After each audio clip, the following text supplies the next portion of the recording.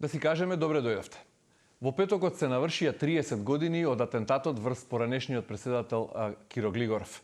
33 децении подоцна ние се уште зборуваме за мистерија наместо за расчистен случај. На оваа тема денеска ќе дискутираме со моите гости Зоран Петров, поранешен новинар и екс-вработен во Агенцијата за разузнавање, и Зоран Доревски, поранешен висок функционер во Министерството за внатрешни работи. Двајцата на некој начин и со професионалниот и со личниот ангажман и печат оставивте трага во овој случај што го смени текот на македонската историја на некој начин, бидејќи вие објавивте книга Атентат 1996, една година по атентатот, а вие, Доревски, исто така бевте прво заменик началник на управата што е задолжена за обезбедување на имоти и лица во тоа време во Министерството за внатрешни работи, а потоа бевте и дел од некоја истрага што беше водена за тоа. Да. Сега 3 децении подоцна од оваа перспектива, кога ќе се присетите на тој 3 октомври 1995 година, кусо само вака, како ви кажува, потоа што би кажале, а потоа ќе зборуваме за детали. Видете сега, од оваа перспектива, мислам дека многу помалку треба да се зборува за атентатот, а многу повеќе околу истрагата и неуспесите кои ги доживеа истрагата или тоталниот крах, бидејќи, знаете, атентатите се исклучително комплексни кривични дела. Тоа е еден криминален чин кој поминува низ повеќе фази. Го имаме инспираторот, го имаме организаторот, го имаме извршителот. Клучно е што нашава истрага и овие сите 30 години не дојдовме до ниту еден податок за ниту за од каде дувал ветерот, ниту кој го организирал, уште помалце кој го извршил. Добро. Петров, повеќе сакав да чујам вака како 30 години перцепција од оваа дистанца сега, во една реченица, а потоа ќе зборуваме и за неуспешната истрага и за сите детали. Благодарам на поканата. Јас пак целиот тој настан го гледам како поранешен новинар, не повеќе од аспект на пропусти од истрагата, туку за неговото историско значење и неговото влијание во понатамошните процеси во државата. Пред неколку дена во еден мој статус на Facebook напишав дека атентатот се уште трае. Бидејќи сите тие политички, пред се безбедносни предизвици на кои не беше одговорено тогаш, траат и денес. Посебно од политичко-безбедносен аспект, дека целата работа е препуштена на една нова реалност во која што доминира неодговорноста пред се. Значи, тогаш се случи едно политичко превирање, се случи еден преседан поради кој не се даваа оставки, не се расчистуваше, не се реформираше ништо, и тогаш практично започна еден бран на партизација на институциите, кој што кулминацијата ја достигнува до последниве години. Поврзано сето тоа е проследено со еден аматеризам, непрофесионализам и така натаму. Еве, ајде вака, прво да се навратиме на тој 3 октомври 1995 година. Беше вторник наутро, нешто пред 9:50 часот, кога експлодираше бомбата во центарот на Скопје. На која позиција бевте вие во тој момент и каде бевте, каде се наоѓавте, како вие дознавте за атентатот, што се случуваше? Се сеќавате или имате ли уште свежи сеќавања на тоа утро? Денеска се сеќавам од повеќе причини. На 24 септември, денот кога е купен и автомобилот Ами-8, починува еден мој родител, мајка ми, и на 3 октомври на гробиштата Бутел даваме 9 дена. Во тоа време немаше мобилни, се сеќавам, ја носев радиостаницата на појас, беше намалена до максимум, и во еден момент радиостаницата збесна, почна, тогаш постоеше една шифра 555, тоа значеше приоритет да се добие некој да може да јави. Меѓутоа, од сите страни се слушаа само гласови и само се повторуваше 555. Сватив дека нешто се случува, меѓутоа комуникациите беа блокирани на радиостаницата и се присетив тогаш да ја префрлам на друг канал на кој функционираат градските полициски станици, и таму беше иста ситуација и сватив дека веќе нешто многу големо се случува. И на крај ја префрлив на каналот на градската сообраќајна полиција, бидејќи тоа е една станица, и разбрав што се случи и веднаш се упатив тргнав кон МВР, кон канцеларијата и ме дерутира да одам на кај државна болница. За да го обезбедуваат објектот, веќе Да. беше председателот Глигоров, Требаше да се бидејќи беше организира. прво Он беше во градската болница и добив насоки да се организира прифаќање дека веќе ќе тргне колоната према клинички центар. клиничкиот Тогаш на центар. државна болница. На државната болница, да. Зоран, вие каде бевте утрото? Па јас Тогаш бев бевте на новинар моето- во Нова Македонија. Јас бев на моето работно место Нова Македонија, кој што е релативно блиско до самото место на случување. Се слушнавме експлозијата. Во прв момент нормално претпоставуваат дека се работи за нешто друго, експлозија на плинска боца, на пример. Тоа беше доминантно. Кога веќе стигнавме на местото на настанот, председателот веќе беше однесен во болница. Тогаш дојдов со неколку фоторепортери од Нова Македонија и првите фотографии ги направија од местото на настанот. Се сеќавам дека замолив еден од колегите фоторепортери да направи фотографии од луѓето кои што се собираа во голем број, сметајќи дека можно е сторителот да биде меѓу нив. Тие фотографии со филмовите подоцна не ги зеде полицијата, дадовме тамо. Мојот прв печаток беше едно општо изненадување, општо запрепастување. Се сеќавам кога пристигна веќе имаше спроти денешниот музеј на град Скопје едно возило и гореше.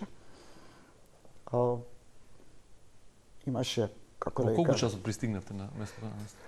Па, после неколку минути бевме тамо и беше едно општо запрепастување. На лице место веќе кога стигнавме, луѓето кажа, мислам врз основа и на регистарската табличка на возилото, знаевме дека се работи за атентат. Велам, тоа беше нешто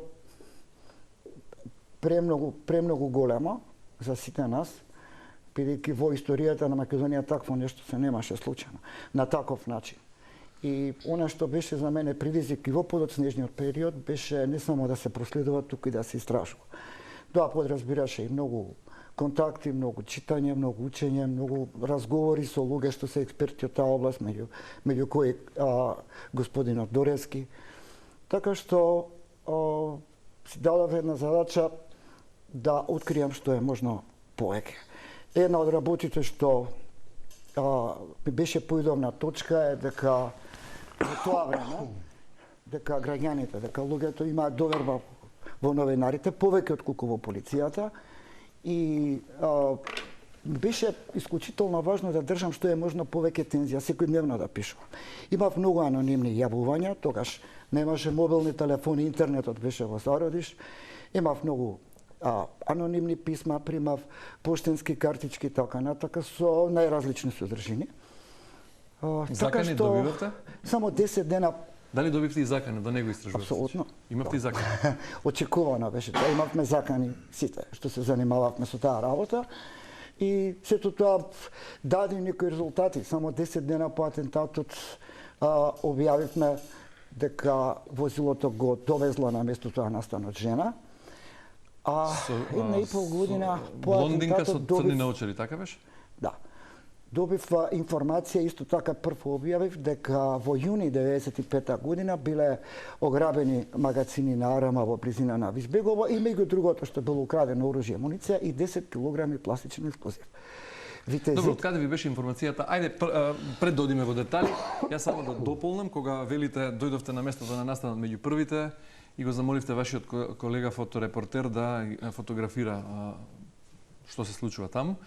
Јас морам да кажам и дека мојот и наш колега зад камерата, Бобан Боцевски, кој е во студио со нас исто ова утро, исто така беше меѓу првите сниматели кои беа на местото на настанот на атентатот на поранешниот председател Глигоров и во тогашната техника со ВХС технологија на видеокамера го сними Мерцедесот и се што се случуваше таму, меѓутоа исто така како што во случајот и со колегата Зоран Петров, подосна тие фотографии, тој филм бил одземен од полицијата, од безбедносните структури.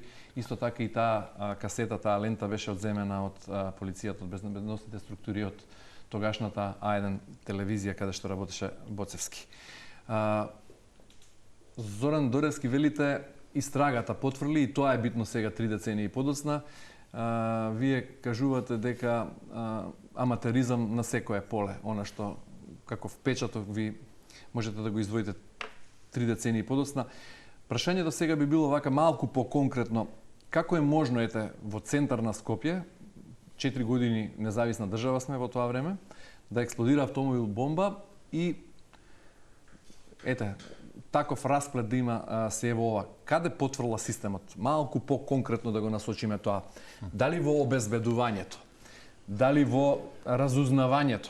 Дали во истрагата по тоа? Или пак во политичката некоординираност и некомпетентност? Па не, ако дозволите, во неколку реченици. Значи, прво треба да знаеме една работа. Значи, историографски гледано, атентатот се случува во еден компликуван период за Македонија, деликатен период.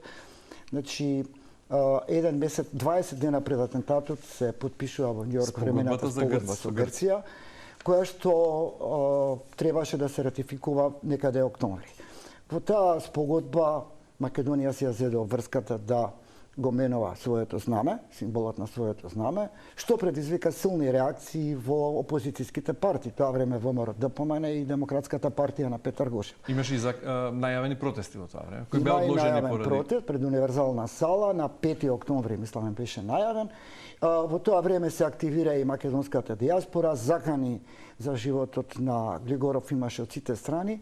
Фасцинантно е, фрапантно е, не знам кој збор да го потребам, покрај сите тие закани, покрај целата таа тензија, бидејќи Киро Глигоров беше определен како главен виновник за тоа, Министерството за внатрешни работи да не преземе никакви дополнителни мерки за безбедност. Тоа е неверојатно. Нема чистач, секој ден се оди, чистач возило, мислам, што оди пред неговиот автомобил, секој ден се оди по истата рута и така натака. Тоа е неверојатно нешто. Доревски може тука да одговори конкретно во делот на обезбедувањето, но имајќи се ова предвид, политичкиот контекст, глобалните случувања во тоа време, каде затаи системот? Во обезбедувањето, во разузнавањето?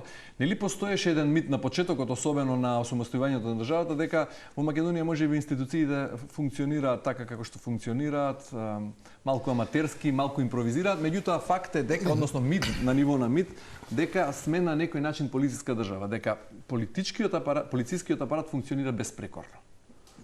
Да, дека имавме една од најсилните служби тајни. Во тоа време МВР беше меѓутоа на ниво на Македонија далеку најсилна институција и МВР е една од институциите која го понеси осамостојувањето на својот грб. Меѓутоа, само за споредба да имате представа, МВР тогаш имаше над 8.500-9.000 луѓе, другите министерства и другите ресори беа помали од 100 вработени. Министерството за надворешни немаше ни 80 луѓе, од прилики. Друго сакам да кажам, мислам, на микроменеджмент, сега не навлегувам. Но ако е така, ако полицијата била на тоа ниво на задачата, зошто потврли еве истрагата? Зошто потврли обезбедувањето на председателот? Тоа сакав да го објаснам. Значи, до самостојањето 92 година, службата за обезбедување на личности, објекти, институции од државен интерес и така натаму била централизирана во Белград.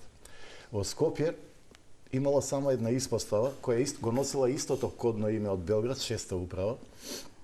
Меѓутоа била се на се 6 или 7 вработени со се секретарката. Значи, за четворицата функционери, вклучувајќи го и Лазо Колишевски, председателот на собрание на влада и на од почеток извршен совет или после владата, имале само по еден бодигард. Севкупната заштита била планирана, координирана и насочувана, она што пред малку го рековте, во превентивниот дел или контрарузнавачки од Белград. По самостојувањето, јас веднаш сум префрлен од специјалната единица, од заменик командир на специјалната единица во 6-та управа и доаѓам како 12-ти службеник. Службата брои се на се 12 луѓе. Во моментот на случување на атентатот, службата броеше 24 луѓе, од кои само 4 беа задолжени за председателот. Имаше инспектори за контрадиверзиона заштита, по 1-2 за хемиско, биолошка и така натаму. Личната придружба на председателот броеше се на се 4 луѓе. Целата Дали таа служба, беше... дали шестата управа? Дозволете само ова да Само да завршам. прашам, дали вие ја правевте трасата по која ќе се движи председател? Дали вие ја Јас во одредувавте? моментот работев на формирање на оделение, тоа беше сите организациони облици и единици во таа служба беа во фаза на зародиш. Значи јас во тој момент се сеќам работев на формирање на оделение во рамки на секторот за обезбедување на странски делегации. Почна поинтензивна дипломатска активност и ние немавме организиран систем за обезбедување на странски делегации. Се сеќам тогаш бев испратен во Белград, бев отидов во Лјубљана, па не да видиме како они го решаваат тоа. И се вратив непосредно неколку недели пред атентатот и добивме согласност од министерот, така идеше тоа, да почнеме со правната служба, реорганизација, измени на актот на организација, кој мора па да иде во влада, за да можеме да формираме нов организационен облик во рамките на шестата управа.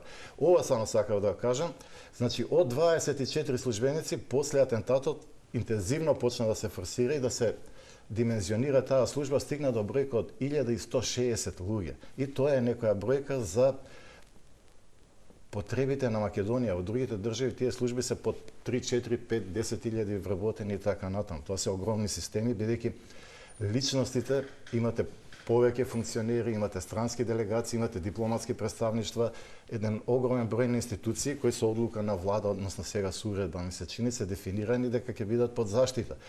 Нив треба да ги обезбедите личностиве, например, таму кај што живее, таму кај што работи, трасата, личната придружба, вонредните излегувања, огромни системи и доста скапи. Во она време на атентатот ние бевме стварно на едно многу слабо кондиционно спремно ниво. Во ред, ноете разузнавачкиот дел исто така потврдил потоа истрагата. Големи критики за водењето на истрагата, иако МВР има белешка колку лица биле испрашани, колку објекти биле проверени, потоа бевме сведоци на проверки на гаражите во Кисела вода, во Чајри, во некои други скопски општини. Петров, вие рековте 10 дена потоа сте напишале дека русока со жена со наочери го довезла Ми-8 на местото на експлозијата. Од каде ви беше вам тој податок, со оглед на тоа што велите дека МВР не знаело за тоа? Како може полицијата да не знае, вие новинарите да знаете? Да, веќе кажав дека како новинар се обидував да држам тензија, да пишам секој ден за тоа и кога нема нови моменти, претпоставувајќи дека со тоа ќе привлечам читатели, луѓе да ми дадат информација. Нормално се јавија неколку луѓе кои што ја потврдија таа информација, меѓу нив беше еден мој колега од Нова Македонија што претходната вечер го видел возилото, така што значи со некоја проверка од повеќе независни извори го објавив тој податок. Сега да кажам и друга работа. Значи јас и понатаму во животот менува професии, бев и разузнавачки аналитичар, бев и заменик министер за надворешни работи. Мене никогаш не ме напушти таа љубопитност да откријам што е можно повеќе работи за самиот настан. Она што е за издвојување, што би сакал да го кажам, е дека никогаш ништо не се откри значајно. Бидејќи јас долго време очекував дека ќе излезе некој нов податок кој што ќе го конечно ќе го расветли целиот случај, меѓутоа она што беше за мене едно непријатно, разочарувачко изненадување е дека навистина не се појави никој. Имаше, ако се сеќавате, 2008 година се појави некаков нов сведок, после беше отврлен дека е лажен. Во меѓувреме имаше кривични пријави против тогашниот министер за внатрешни работи, па имаше контра пријави и конечно последниот значаен настан што би го поврзал со некоја нова светлина врз атентатот е промоцијата на книгата на Стојан Андов 2018 година, кога тој изнесе некои нови податоци кои што пак предизвика нова лавина на тужби. Не знам дали памтите, книгата беше неколку месеци забранета, потоа висшите инстанции повторно ја вратија во јавноста, имаше и кривични пријави и тужби за клевета и така натака, бидејќи во неговата книга имплицитно се посочуваше тогашната актуелна власт, тогашната актуелна влада на чело со тогашниот министер за внатрешни работи. Добро, беа сега од оваа перспектива, се сеќаваме лиферувани прво економска моќна групација од соседството, се мислеше на мултигруп, нели, па потоа некоја братиславска врска се споменуваше исто така домашно сценарио, односно ова веројатност која или некаква мафија на крај, односно албанската мафија. На крајот од сето тоа, рековме, 30 години немаме конкретни информации што се случи. Вие Доревски на 15 годишнината, значи пред 15 години, по овој повод исто така се организира конференција на која учествувате и вие и голем број луѓе од безбедносниот систем, а еве и Петров е таму. Го споредувате атентатот на Глигоров со атентатот на Улов Палме и со атентатот на Алдо Моро како начин на погрешно водена истрага потоа. Да, тие се во европска и во светскава стручна литература посочени како два атентати кои истрагата целосно потврдува и до ден денеска не се разрешени. Морам да кажам еден, вака малку стручен податок. Значи, кога ќе се случи атентат на председател на државата, постојат две форми или два облика на водење на истрага. Едниот е се формира некој посебно специјално тело, комитет, работна група. Во атентатот на Кенеди тоа е една позната Воренова комисија. Во Скопскиот атентат тоа е, нели, се формира штабот и се заведува оперативната акција автомобил. И постои спротивен модел, србите го применија при атентатот на Џинџич, применете при атентатите на Дегол и така натаму, кога не се формира тело или работна група, него сите структури се ставаат во функција на истрагата. Военото разузнавање, цивилното, контраразузнавањето, криминалистичката полиција, одделот за убиства, крвни деликти и така натаму.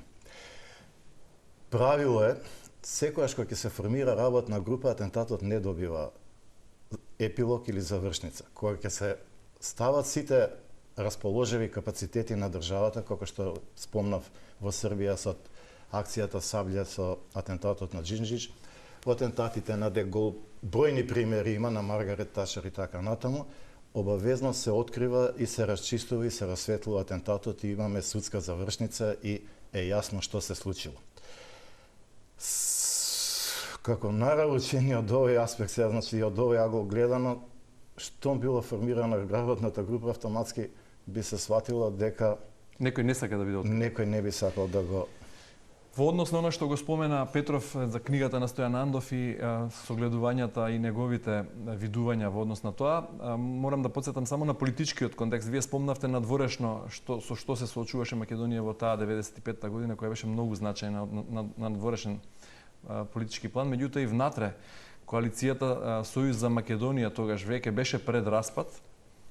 Да. Либералите на Андов на некој начин беа опозиција во власта и таа коалиција конечно се распадна пролетта 96-та, ако не се лажам, неколку месеци после февруари 96. Февруари, значи неколку месеци после атентатот. Либералите преминаа во опозиција и тогаш веројатно од тогаш датира тоа нетрпение и погледи на Андов да види дека нешто не чинело и дома. Има тука еден друг момент што треба да се знае. Либералите како опозиција во два наврати бара парламентот да формира анкетна комисија за истражување за да се открие или за да не се открие, Дорески? Ја мислам дека кај либералите беше интенција да се открие и да се убрзаат процесите. Да. Меѓутоа, мнозинството во парламентот, предводено од СДС, го одби тоа, не го прифати. Со кој образложение? Зошто не би се формирала анкетна комисија? Па тие тогаш го образложија тоа. Јас бев и собранински известувач да го следам, бидејќи либералите предлагаа начело на комисијата да биде Стојан Андов. И тие не го прифакеа тоа и тоа беше причина да не се формира таа анкетна комисија. Макар што, да се разбереме, тоа се политички тела кои што, во принцип, повеќе бараат политичка одговорност околку криминалистичка некава истрага и така натака. Анкетната комисија во секој случај немаше да доведе до резултат. Она ќе послужеше и понатаму во внатрешните пресветки меѓу двата коалициони партнери. Освен што е чудно што нашата разузнавачка служба и тајните служби во тоа време кои беа силни, како што и самите тврдите, не успеа да ја водат истрагата така како што треба и да дојдат до сознанија. Чудно е што и најголемите тајни служби во светот, од кои самиот Глигоров во неколку наврати барал податоци, не му излегува во пресред.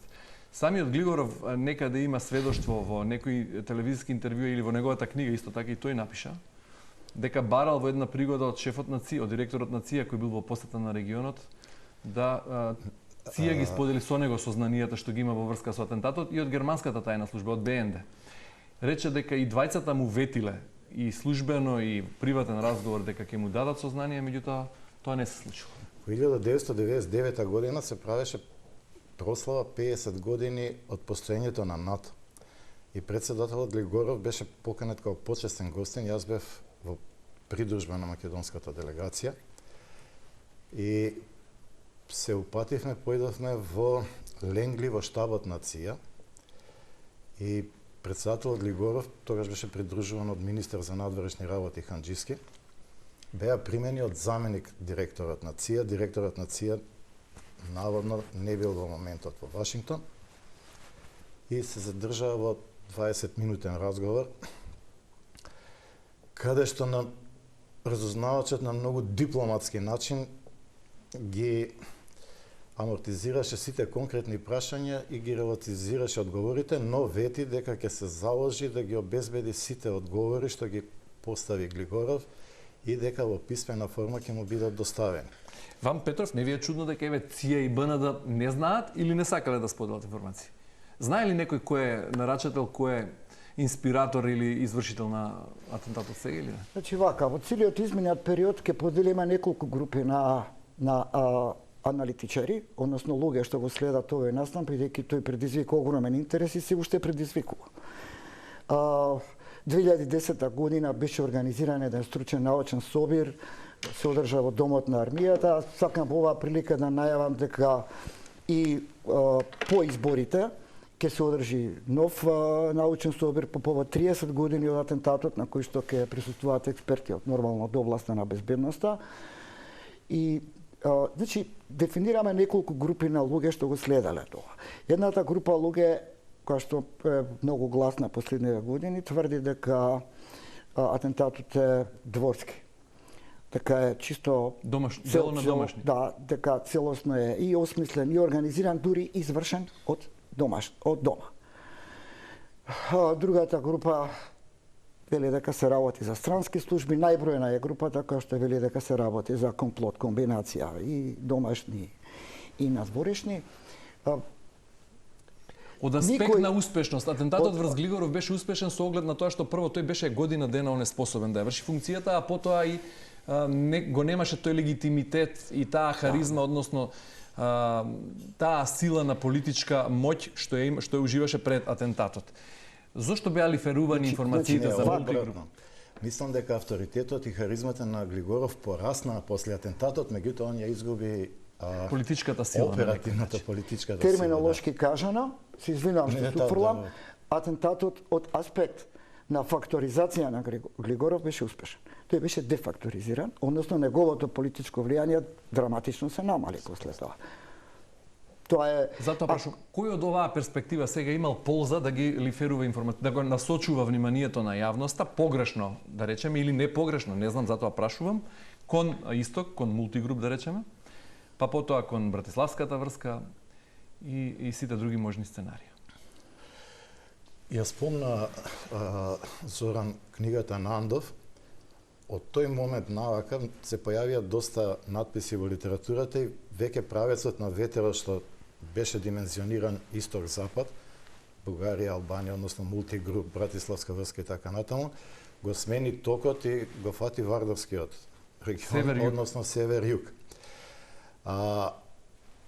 Лично мислам дека атентатот на председател Глигоров е, јас имам анализирано и проучувано повеќе од 180-190 председателски атентати, може да се извлечат некои заклучоци, некои парадигми и така натаму. И разлики. Клучен момент во атентатот е всушност оно што следи подоцна. председател Глигоров имаше една политика што веројатно ја влечеше од бивша Југославија да држи еквидистанца на сите три нивоа, значи на ниво на големите светски играчи Кина, Русија, Америка, на ниво на европските играчи Германија, Италија, Франција, Англија и на ниво на соседи. На ниво на соседи под еднаква дистанца.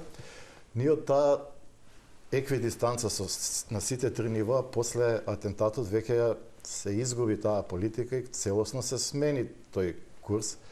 И од тој аспект пак ќе се сложам со Зоки дека атентатот беше во суштина многу успешен и дека го постигна својот ефект. Не спомнавме дека на 2 октомври, ден претходно, Глигоров е во Белград на средба со тогашниот претседател на Србија Милошевиќ и дека таму конечно наводно, иако нема стенограми од разговорите меѓу Милошевиќ и Глигоров што разговарале, 20 на минути траело разговорот. Наводно тогаш Глигоров му вели конечно ние одиме со американци, со Запад. Значи, и веднаш ден потоа се случува атентат. Прво, дали би можело толку брзо да биде организиран атентат ако се посочува на таа линија? Ако може во една реченица. Значи тука околу таа посета на Белград исто така се развија една голема мистерија, главно поради една изјава што ја даде тогашниот телохранител на Милошевиќ пред неколку години. Тој рече обратно, дека тогаш Глигоров прифатил Македонија да се врати во сојуз со Грција. Дел од тогашна Југославија, Србија, Црна Гора. И тоа внесе големи забуни. Но тоа е обратно на онаа прва теза дека тоа е осветата на Милошевиќ. Се работи за затворена средба од која што нема записник, нема изјави, меѓутоа она што го знаеме од сведоци, од изјави на луѓе кои што биле вклучени во тимот на Глигоров, било дека целата работа било да се договори дека да се одбележат границите меѓу Македонија и Србија и практично да се меѓусебно признавање. Било договорено меѓусебно признавање. Да дојде до тоа. Тоа е најверојатното сценарио и тоа и Глигоров во своите спомени го кажа. Нешто што од тој состанок има службена белешка од Жан Осман, советник на председателот на Глигоров за надворешна политика. Тој сегмент го покрива со сега мислам починатиот Ахил Тунте и Стојан Андов всушност се повикува на таа службена белешка. Во целиот тој разговор во службената белешка доминира една поента да Македонија и Србија треба да останат во некоја блиска соработка со дали царинска унија, дали меѓутоа да остане еден непречен тек на движење на роба, стоки, луѓе и така натаму. Што всушност со Вучич го постигна со Отворен Балкан. Отворен Балкан. 20 години поротоа. 20 години. Ќе морам да прекинам во интерес на времето, бидејќи листајќи оваа книга од почитуваниот Ставре Джиков, Политички камелеони и октомвриски атентат, ми се отвори страницата случајно на некои сведоштва на Зоран Петров, кој вели вака: знам кој стои за атентатот, ама немам докази. А веднаш потоа читам дека извесен Тим Себастијан објавил роман во кој е јасно прикажано сценариото како се случил, како што се случува ова со атентатот на Глигоров, само локацијата е сменета. Го предвидува фактички. Го предвидува атентатот, неколку месеци порано е објавена книгата. Да. Имаме и такви ситуации. Таа моја изјава пред 15 години повеќе беше дадена како провокација за јавноста. Воен танц, извинете, се вика книгата. Бидејќи толку е голем интересот на јавноста, толку се мали резултатите од истрагата, што сите знаеме кој е, а всушност никој не знае кој е, бидејќи имаме, како се вели, имаме атентат, имаме жртви, имаме политички последици, имаме некои процеси и тенденции кои што следат и до ден денеска, имаме се и се што, освен едно, немаме докази, немаме ништо. И сега можеме постојано да си разговараме што мислите, вие веќе не прашувате дали службите од странство кажале нешто или не кажале. Еве јас кога работев во агенцијата дојде една информација 2003 година кога беше таа позната операција Савија по атентатот врз Џинџич во Србија. Тогаш, ако се сеќавате, ги отвараа сите тајни полициски досија на полицијата. И ние меѓу другото баравме, мислам нашите безбедносни служби бара да видиме дали има нешто и за атентатот. Одговор немаше, односно имаше дека нема ништо. Го најде ли некој Тим Себастијан за неговата книга Воен танц во кој го предвидува во детали атентатот на Глигоров? Не. Не знам точно баш дали е детали. Во таа книга имам читано фрагменти дека атентатот изведен пред тогашен хотел Гранд, денеска Holiday Inn. Добро, само локацијата Локацијата е сменета, али не успеав да ја најдам. Не успеав, а имам побарано во 2-3 држави кај што сум имал позиции, не сум ја сретнал по... Добро, и ова ако е на ниво на шпекулација, факт е дека, што и вие го споменувате во вашиот осврт тогаш, го споменувате гарнисовиот истражен тим по атентатот на Кенеди, кој истражил 112 смртни случаи на сведоци, очевидци, на луѓе кои или на некој начин биле во непосреден контакт со атентаторот или на непосреден начин поврзани со атентатот на Кенеди. Од 22 ноември 63 во неколку години подоцна, најчесто сомнителни сообраќајни незгоди, самоубиства, инфаркти или убиства. Сега паралела влечете и со случаите во Македонија. По атентатот на Глигоров, во Македонија исто така серија на смртни случаи под неразчистени околности или малку сомнителни. Само ќе спомнам дел овде вие што сте ги нотирале. На 3 октомври утрото беа на должност и тоа возачот на главното возило Ацо, возачот на полициското возило Иван, инспекторите Драган, Жарко и Илчо. Во 3 години по атентатот, освен возачот на Глигоров Ацо кој погина на лице место, животот го загубија во сообраќајка Жарко, Драган беше удрен од воз, Иван доживеа тежок масивен инфаркт. Единствено инспекторот во главното возило кој од експлозијата беше силно зашеметен во безсознание, фала му на Бога се уште е жив и здрав. Имаше да ве потсетам тука уште една инспекторка исто така од 5-та управа, мислам, од оние за следење, која беше најдолна со прострелна рана или неколку прострелни рани негде на падините на Водно. Исто така сомнителни случаи. Што е вашето согледување во однос на ова? Мораме да привршуваме за жал, но еве вкусо и за ова. Не постои атентат во кој малте не постои атентат во кој во постатентаторскиот период не се јавува серија од жртви на лица кои се директно поврзани, инволвирани или учествувале по било кој основ или биле во допир со атентатот, модус операндите. Зошто е тоа така? Некој ги чисти сведоците или? Тоа е фактички за покривање на трагите и за комплетно затварање или заокружување на случајот. На еден меѓународен симпозиум во Варна спомнав дека генерално во светот е прифатено дека постојат 3 стадиуми на извршување на атентатот, нели инспирација, организација, извршување, дека би требало да се воведи таа 4-та фаза, чистење на фактички покривање на трагите. И тогаш најде на едно одобрување. После тоа гледам во турскиот криминалистички учебник е воведена во едно ново издание. Овој беше сами 2002, во 2005 година веќе турците има ставено како 4-та фаза. Добро, и за крај, дали полицијата, безбедносните служби, судските органи на вистина не можеа подобро, не знаеа ништо повеќе или пак не сака и не беа заинтересирани да го решат овој настан? Вака ќе ви кажам дека наместо заклучок кусо бидејќи мораме да завршуваме. Дека веќе 98 година дојде до смена на власта, новата влада тогаш и распиша награда, Министерството за внатрешни работи 99 година, мислам Павле Трајанов беше министер, распиша и награда за сите што ќе дадат сведочења. Веќе наредната година тогаш новиот државен јавен обвинител Ставре Джиков почна да ги вика на разговор, информативен разговор, ги мислам Црвенковски, Фрчковски, Глигоров, Андов и не знам кои други луѓе. И дека започна цела серија активности, меѓу другото и на проверка на цела документација за активностите што ги завршило Министерството за внатрешни работи. Беа констатирани многу пропусти, многу грешки и никој од тогаш не излезе со некоја проценка, бидејќи тоа неблагодарно, дали тие пропусти и грешки биле намерни или биле од незнаење. Тоа е она што сите не интересира и што никој не може да даде одговор.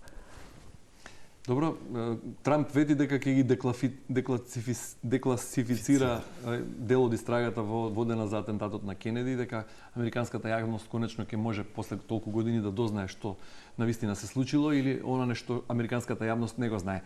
Има ли во овој момент, да прашувам и вас, како на некој начин сведоци на едно време и на еден крупен настан од македонската историја, сознанија кои досега не сте ги споделиле со македонската јавност, а ги знаете вие, поврзани со овој настан, и дали ќе доживее оваа генерација на македонски граѓани да дознае нешто плюс или да ја дознае комплетната вистина за атентатот како што им се ветува на американците? Мислам дека од оваа дистанца веќе тешко може да се расчисти атентатот.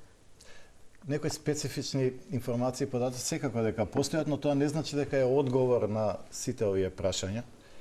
И после волкава дистанца, дури кога ми се чини дека и самиот атентатор, мада тој мислам дека не е жив, би излегол и рекол јас го направив, веќе нема да се верува. Така да, за жал, енигмата за скопскиот атентат мислам дека ќе остане нерешена. Кога велите атентаторот не е жив, мислите на човекот кој го стиснал далечинскиот управувач за да ја активира бомбата? Не мислите веројатно на нарачателите? Да, мислам на извршител. Може да се каже дека екипата која го подготвувала атентатот е доста голема и веројатно е над 18-20 луѓе. Дорески, Петров, Јас исто сум кратко само мора да завршуваме. Исто јас песимист дека некогаш ќе се расчисти таа работа и се уште стојам на тврдењето дека атентатот беше толку професионално подготвен колку што беше професионално или непрофесионално подготвена полицијата. Има еден момент кој што постојано го повторувам. Тука и господин Доревски да ми каже каде во светот се купува автомобил бомба на автопазар. Тоа е направено. Тоа е за мене еден, не знам, еден индикатор дека не било на толку многу високо професионално ниво извршено. Петров Доревски ви благодарам многу за учеството во денешното издание на Се каже. И завршите се уште. Почитувани, тука е крајот на ова издание. Ви благодарам за вниманието со кое не следите. Останете на фреквенцијата на Телма и довидување утре во истиот термин.